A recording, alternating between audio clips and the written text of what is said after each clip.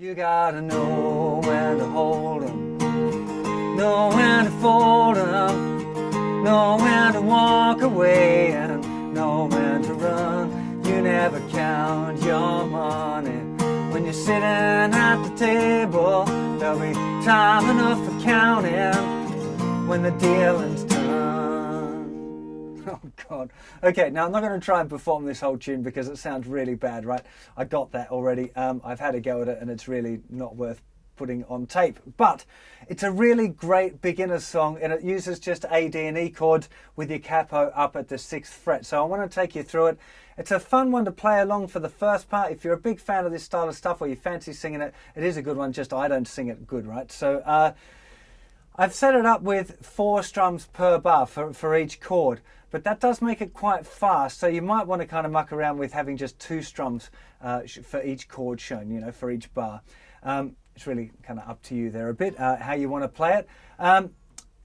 If I do it just with, no, let's stick to the 4 strums on each chord, right? So it'll be kind of fast, but so it'll be, the intro is just A, D, A and D. So A, D, A, D. Then we got on an A sum is A chord, on a D bound for A chord. I A'd up with an A chord.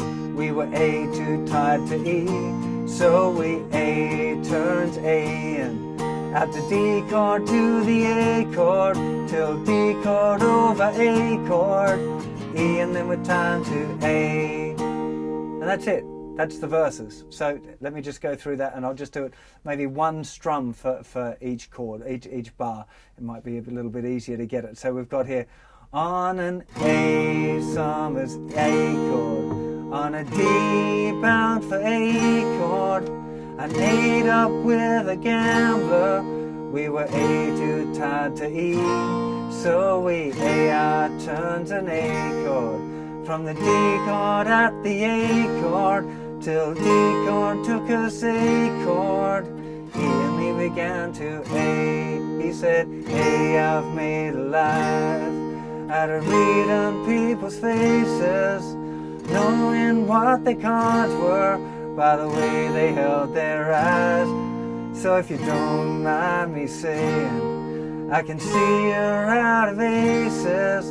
For a taste of your whiskey, I gave you some advice.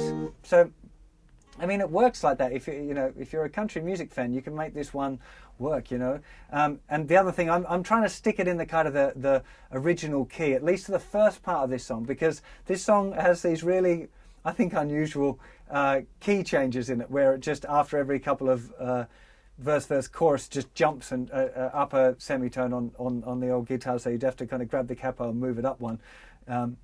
So you can't play along with the record for the whole song. You can play through the first 3 verses and the first chorus, but then it starts to go a little bit wonky. But if you want to play this one, a really good thing to remember is that you can move the capo around.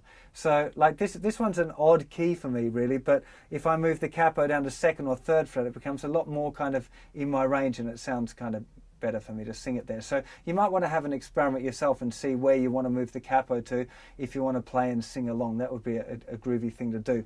So I haven't talked about the chords in the chorus yet, so before we forget about that, we've got this. We got to A when to A them, D know when to A them, D know when to A away, and A know when to E. You never A your A chord. When you're D'ing at the A chord, there'll be D enough for A chord when the ear's in A. So as I said, that was just doing kind of 1 strum per bar, but you could do 2. You gotta know when to hold 'em, know when to fold 'em, know when to walk away, and know when to run. You never count your money when you're sitting at the table. There'll be time enough for counting when the dealing's done. Or 4, you gotta know when to hold 'em, know when to fold 'em, know when to walk away, and know where to run.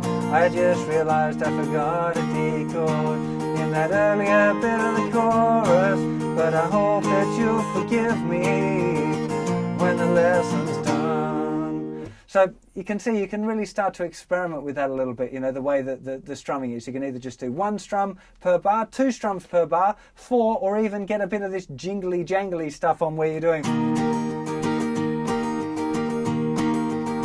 2 and 3 and 4 and 1, 2 and 3 and 4 and 1, 2 and 3 and 4 and 1, 2 and 3 and 4 and down, down, up, down, up, down, up, down, down, up, down, up, down, up, down, down, up, down, up, down, up. You know, there's all sorts of different ways of approaching a song like this.